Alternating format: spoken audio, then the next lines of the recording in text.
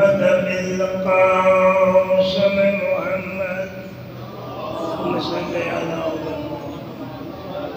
وآل الطيبين الطاهرين المعصومين الميامين. أما بعد فقد قال الله تبارك وتعالى في كلامه المجيد وفرقانه الحميد وقوله الحق وهو أصدق الصادقين. بسم الله الرحمن الرحيم. والذي جاء بالصدق وصدق به أولئك هم المتقون. صلوات پڑھیں.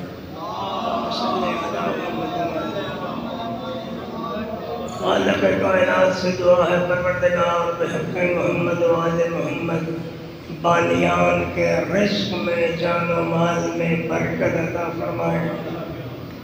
زخم عباس بلوچ اور توصیف عباس بلوچ پروردگار ان کے جتنے بھی عزیز و اقرباء اس جہان فانی سے گزر گئے ہیں ان کے بھائی پروردگار ان کے درجات بلند فرمائے. انہیں جوار معصومین علیہ السلام عطا فرمائے.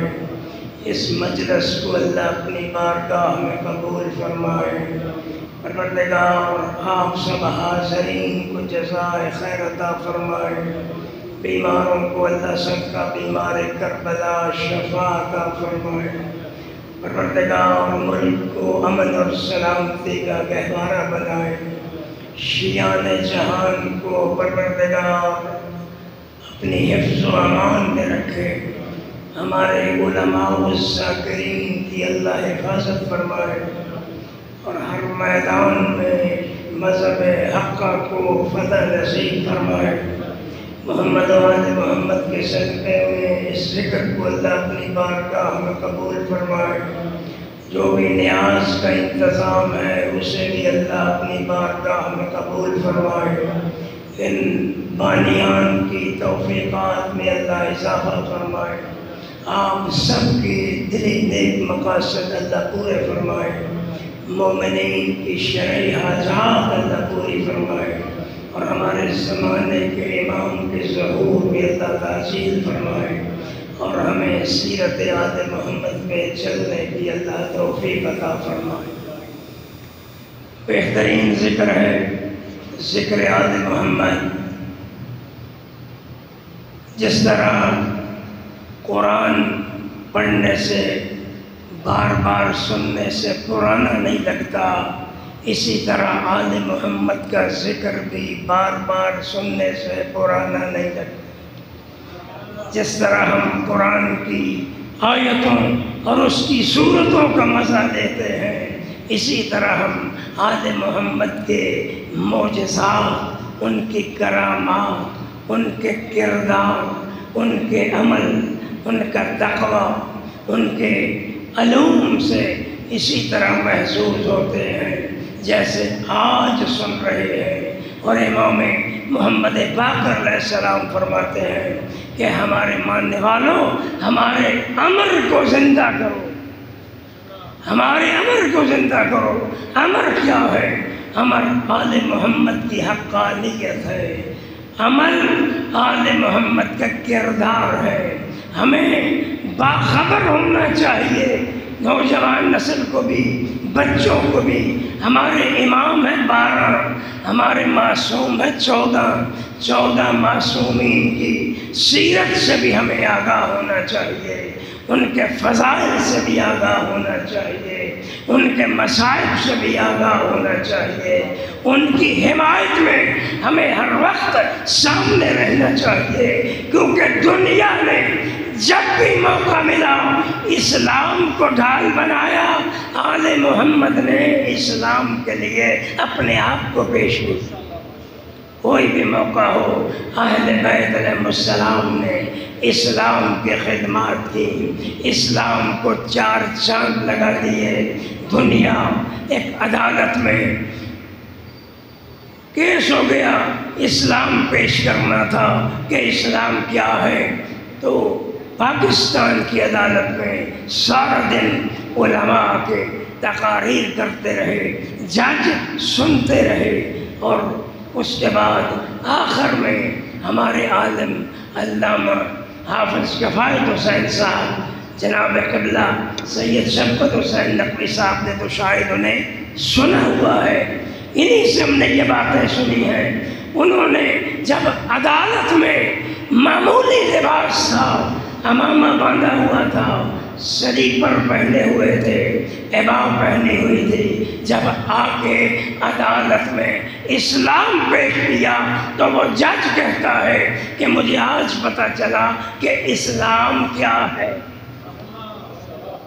جب ایک مذہب شیعہ کا عالم تقریر کرے تو دنیا پہ باشگاف ہو جاتا ہے کہ اسلام کیا ہے۔ تو جب مجتہدین بیان کرتے ہیں، جب علماء بیان کرتے ہیں تو کتنی عظمت ہے، لیکن جب اہل بیت علیہ السلام اس دین کو بیان کرتے تھے، بس فرق اتنا ہے کہ جو بھی ممبر پہ آتا ہے وہ دین بیان کرتا ہے، اور جب اہل بیت ممبر پہ آتے ہیں تو وہ خود دین ہوتے ہیں۔ ان کا عمل، ان کا کردار، ان کا تقوی، ان کا بولنا، ان کا اٹھنا، ان کا بیٹھنا ہمارے لیے اسوہ حسنہ ہے۔ ہمیں چاہیے کہ ہم ان کی سیرت کو اپنائیں، اور ہماری گفتگو، بڑوں کا احترام، چھوٹوں سے پیار، برابر والے کی عزت۔ اسی لیے اسلام نے حکم دیا ہے کہ اپنے سے بڑے کی عزت کرو، اپنے برابر والے کی عزت کرو، اپنے ہم عمر کی، اور اپنے سے چھوٹے کی عزت کرو۔ اس کی وجہ کیا بیان کی؟ فرمایا چھوٹے کی عزت اس لیے کرو کہ اس کے گناہ کم ہیں، تمہارے زیادہ ہے۔ بڑے کی عزت اس لیے کرو کہ اسے نیکیوں کا موقع زیادہ ملا ہے، تمہیں کم ملا ہے۔ برابر والے کی عزت اس لیے کرو کہ تم اپنے گناہوں کو جانتے ہو، اس کے گناہوں سے تم بے خبر ہو۔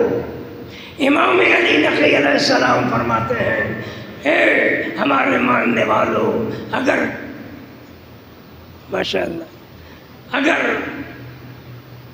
اللہ کا یہ احسان ہے کہ اس نے ہمارے گناہ چھپا دیے، وہ ستار العیوب ہے۔ اگر ہمارے امام فرماتے ہیں اگر تمہارے گناہ دنیا کو پتہ چل جاتے تو تم مر جاتے، تو تمہیں کوئی جنازہ اٹھانے بھی نہ آتا، کوئی کفن پہنانے بھی نہ آتا، تمہیں کوئی غسل دینے کے لیے بھی نہ آتا۔ یہ اس کا کرم ہے کہ اس نے گناہ چھپا لیے ہیں، اور اس نے ہمارا رزق اپنے پاس رکھا ہوا ہے۔ آپ نے دیکھا دنیا داری میں یہ جو وڈیرے جسے کہتے ہیں، بڑے لوگ،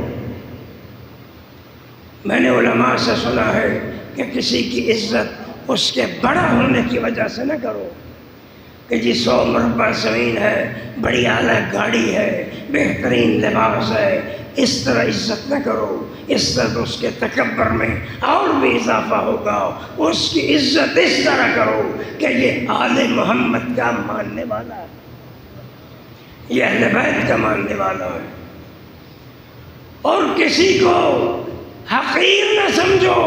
بے شک لباس اس کا صحیح نہیں ہے، لباس پھٹا ہوا ہے، کپڑے معیاری نہیں ہیں، لیکن تم اسے عزت دو اس لیے کہ اللہ نے اپنے ولیوں کو بندوں میں چھپا دیا ہے، نہ جانے وہ کس سے پیار کرتا ہے، اور تم اس کی تحقیر کر دو، تم اس کی توہین کر دو، تو صرف وہ بندہ ہی ناراض نہیں ہوگا بلکہ اللہ بھی ناراض ہوگا۔ یہی سبق آل محمد علیہ السلام نے دیے ہیں۔ جناب امام حسن علیہ السلام اور امام حسین علیہ السلام مساکین اور فقراء کے ساتھ بیٹھ کے کھاتے تھے۔ ایک دن انہوں نے کہا مولا آپ آئیے ہمارے ساتھ کھائیے، وہ تو کہیں سے مانگ کے لائے تھے۔ تو امام نے کہا کہ میں آپ کے ساتھ بیٹھ جاتا ہوں، مگر ہم ہر طرح کا کھانا نہیں کھا سکتے، لیکن سنو میں آپ کے ساتھ ہوں، کل کا کھانا آپ میرے ساتھ کھائیں۔ ہے نا عظمت کردار۔ ایک شخص آیا امام حسن علیہ السلام سے، کہتا ہے مولا گھر میں فاقہ ہے، کوئی شے موجود نہیں ہے، کچھ بھی نہیں ہے، ایک شے ہے جسے میں بچا کے لے آیا ہوں اور میں اس کا خریدار میں نے آپ کو پایا ہے۔ امام نے فرمایا کہ کیا شے تیرے پاس ہے جو تو بیچنا چاہتا ہے؟ اس نے کہا مولا میں چہرے کی آبرو بیچنا چاہتا ہوں۔ تو امام نے فرمایا اپنے غلام سے کہا تیرے پاس کتنے درہم ہیں؟ اس نے کہا جی مولا 12,000 درہم ہے۔ امام نے کہا اس کے پیش کر دو، اسے دے دو۔ اسے دے دیے۔ پھر امام نے ایک شعر پڑھا، فرماتے ہیں تو بوندا باندی کے دنوں میں آیا، اگر تو بارش کے دنوں میں آتا ہم تجھے اور عطا کرتے۔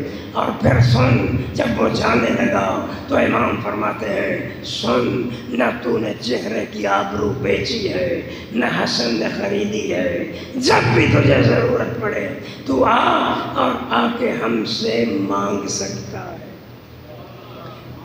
ایک بندے سے کوئی ایک بار مانگ لے وہ دے دے گا، دوسری بار دے دے گا، تیسری بار وہ کہے گا جا بھائی تو نے تو یہ کام ہی پکڑ لیا ہے۔ لیکن یہ نمائندہ خدا ہے، خدا کی صفات کے مظہر ہے اہل بیت۔ جب بھی کوئی سائل آتا ہے تو اسے عطا کرتے ہیں۔ مولا علی علیہ السلام فرماتے ہیں نہ دینے سے تھوڑا دینا بہتر ہے۔ جواب نہ دو۔ بعض لوگ کہہ دیتے ہیں تو بڑا ٹھیک ٹھاک صحت مند ہے، جب کما کے کھاؤ، جب اس نے ہاتھ ایسے کر دیا ہے۔ اور حدیث بھی ہے، آپ ٹیلی ویژن پہ بھی سنتے رہے ہیں، حضور فرماتے ہیں ایک ہے نیچے والا ہاتھ، ایک ہے اوپر والا ہاتھ۔ نیچے والا ہاتھ ہے لینے والا، اوپر والا ہاتھ ہے دینے والا۔ دونوں میں سے اوپر والا ہاتھ بہتر ہے، دینا بہتر ہے۔ کسی حال میں بھی ہو، گھوڑے پہ بھی آ جائے نا سائل تو اسے بھی آپ دھتکار نہیں سکتے، کیونکہ قرآن کہتا ہے ان السائل فلا تنہر، سائل کو جھڑکنا نہیں ہے بلکہ اسے عطا کرنا ہے۔ ایک شخص آیا، جا رہا تھا، وہ دربار رسالت میں آیا، آگے کہا یا رسول اللہ مجھے کچھ عطا کیجئے۔ حضور کے پاس کچھ بھی نہیں تھا۔ حضور نے کہا وہ میری نالین لے لو۔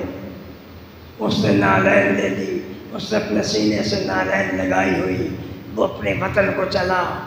راستے میں ایک بہت خوشبوؤں کا تاجر جس کے پاس عنبر اور کستوری تھی، لاکھوں کا مال تھا، وہ اس کے پاس سے گزرا۔ اس نے کہا کستوری اور عنبر تو میرے پاس ہے، تیرے پاس کیا شے ہے جس کی اتنی خوشبو؟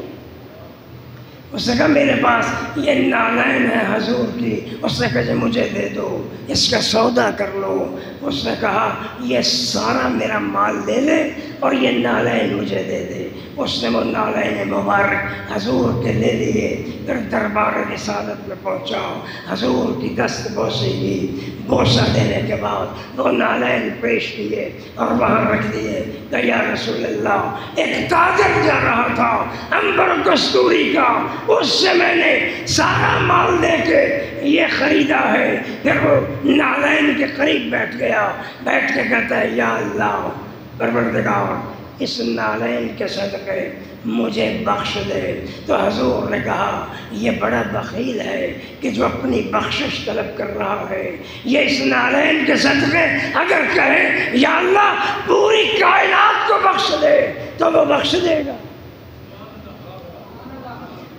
یہ ہے ان کی عزت و شان، یہ ہے ان کی عظمتیں۔ یہ سلام دے دیں کسی کو تو اس کی تقدیر بدل دیتے ہیں۔ ایک سید تھا، امام کا رشتہ دار تھا مگر شراب پیتا تھا، ہر وقت نشے میں رہتا تھا۔ وہاں سے کچھ مومنین امام کی ملاقات کے لیے آئے، وہ امام کے پاس بیٹھے رہے، مسائل دریافت کرتے رہے۔ جب جانے لگے تو امام نے کہا ہمارا ایک رشتہ دار ہے، اس کا کیا حال ہے؟ نام لیا تو انہوں نے کہا جی مولا وہ تو ہر وقت دھوپ رہتا ہے، اس کے پاس تو جام ہے، شراب ہے۔ امام نے کہا اچھا جب جاؤ نا اور اس سے ملاقات ہو تو میرا سلام کہنا۔ بس وہ واپس آئے، وہ اپنے آ گئے، یہ ڈرتے ڈرتے ان سے ملاقات کرنے گیا، جا کے کہتا ہے کہ مولا سے ملاقات ہوئی؟ ہاں ہوئی، میرا بھی ذکر آیا؟ انہوں نے کہا تجھے امام نے سلام بھیجا ہے۔ بس یہ کہنا تھا، اس نے وہ جام بھی توڑ دیے، توبہ کر لی۔ اس نے کہا امام اور مجھے سلام کہنا، ان کا سلام بھی تقدیر بدل دیتا ہے۔ اس ذکر کو اگر قائم رکھا ہے، اللہ کے ذکر کو، انبیاء کی محنت کو اگر کسی نے بچایا ہے تو وہ آل محمد ہے، جنہوں نے انبیاء کی محنتوں کو بچایا۔ اگر نماز بتلائی تو انہوں نے بتلائی، اگر روزہ رکھ کے دکھایا تو انہوں نے دکھایا، حج کر کے دکھایا تو انہوں نے دکھایا۔ امام زین العابدین علیہ السلام حج کے لیے گئے ہوئے تھے، حشام بھی موجود تھا، حشام بن عبد الملک اپنی حکومت میں یہ خلیفہ تھا اس وقت، وہ بھی موجود تھا۔ اس نے چاہا کہ میں حجر اسود کو بوسہ دوں، بہت زیادہ رش تھا، بہت زیادہ لوگ تھے، اسے راستہ ہی نہیں ملا، واپس ناکام ہو کے اپنی جگہ پہ بیٹھ گیا۔ تھوڑی دیر کے بعد امام اٹھے، امام نے چاہا کہ میں حجر اسود کو بوسہ دوں، اس وقت لوگ راستہ دینے لگے، راستہ ایسے پھٹا، ایسے راستہ ملا جیسے فاطمہ بنت اسد کو خانہ کعبہ کی دیوار میں راستہ دیا تھا۔ حجر اسود تک پہنچے، امام نے حجر اسود کو بوسہ دیا، واپس آئے، آ کے اپنی جگہ پہ بیٹھ گئے۔ دوسرے علاقوں کے سفیر موجود تھے، دوسرے ملکوں کے، انہوں نے پوچھا یہ کون ہے؟ تو وہ خلیفہ حشام کہتا ہے میں نہیں جانتا کہ یہ کون ہے۔ اس وقت سرکاری شاعر جس کا نام فرزدق ہے، اس نے فی البدی ایک قصیدہ کہا، یعنی فوراً اس نے کہا اے بادشاہ تیرے جاننے یا نہ جاننے سے فرق نہیں پڑتا، میں بتاتا ہوں کہ یہ کون ہے۔ اس نے کہا یہ وہ ہے جنہیں مکہ بھی جانتا ہے، جنہیں حرم بھی جانتا ہے، جنہیں ہل بھی جانتا ہے، یہ خانہ کعبہ انہیں جانتا ہے، یہ سلام کرنے کے لیے حجر اسود کی طرف گئے ہیں۔ اگر حجر اسود کو خبر ہو جائے تو وہ ان کا بوسہ لے۔ ان کے ہاتھ سخاوت میں بارش کی طرح برستے ہیں، ان کے دروازے سے کوئی خالی ہاتھ نہیں جاتا۔ یہ فاطمہ زہرا کا بیٹا ہے، یہ علی مرتضیٰ کا بیٹا ہے، یہ حسین ابن علی ہے، یہ حسین کا بیٹا ہے، محمد مصطفیٰ کا بیٹا ہے، علی مرتضیٰ کا بیٹا ہے، جعفر طیار کا بیٹا ہے، خدیجۃ الکبریٰ کا بیٹا ہے۔ اور پھر کہتا ہے کہ ان کی آنکھیں جھکی رہتی ہیں اور جو ان سے ملتا ہے اس کی بھی آنکھیں جھک جاتی ہیں۔ وجہ کیا لکھی؟ اس نے کہا ان کی آنکھیں خوف خدا میں جھکی رہتی ہیں اور جو ان کو دیکھتا ہے اس کی آنکھیں ان کی ہیبت سے جھک جاتی ہیں۔ اتنی عظمت ہے چہرے پہ، اتنی عظمت ہے۔ ان کا بیٹا ہے امام محمد باقر علیہ السلام، ان کے بیٹے ہیں جابر بن عبداللہ انصاری نے پوچھا یا رسول اللہ مجھے موت کب آئے گی؟ تو اس وقت حضور نے فرمایا جابر تو میرے 5ویں جانشین سے ملاقات کرے گا اور جب تو اس سے ملے تو اسے میرا سلام کہنا۔ جابر نے کتنا دور گزارا، آنکھوں کی بینائی بھی ختم ہو رہی تھی اور مدینے کی گلیوں میں یہی کہتے تھے پوچھا تھا یا رسول اللہ اس کا نام کیا ہوگا؟ کا نام میرے والا ہوگا، کنیت میرے والی ہوگی، علوم میرے والے ہوں گے، ان کا زہد میرے والا ہوگا، ان کا تقویٰ میرے والا ہوگا، اور جب تو ان سے ملے گا تو میرا سلام کہنا۔ تو اس وقت کہا لقب کیا ہوگا؟ کہ باقر العلوم، علوم کو شگافتہ کرنے والا۔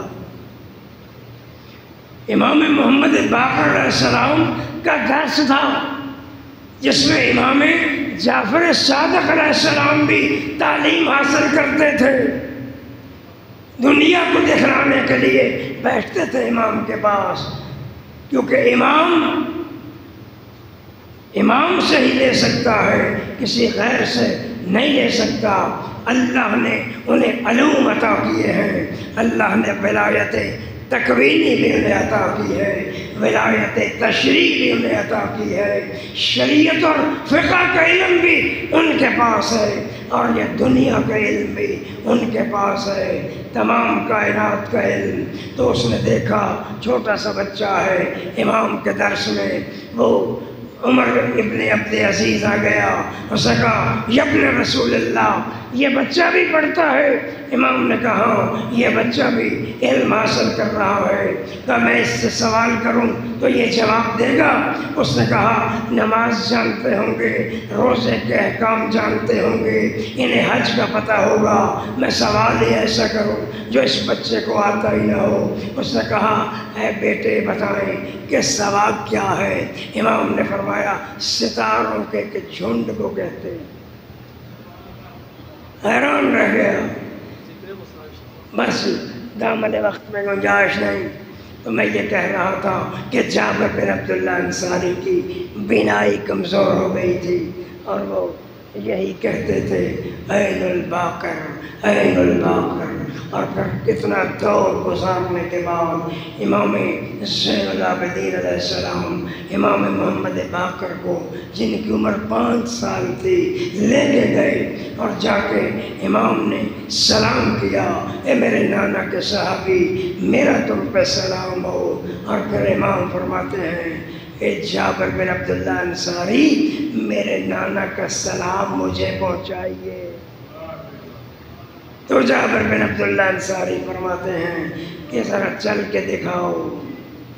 جب امام چلے تو اس نے کہا صدقت یا رسول اللہ، اے اللہ کے رسول آپ نے صحیح کہا تھا، آپ جیسی ہی گفتار ہے، آپ جیسی ہی چال ہے، سب کچھ آپ جیسا ہے۔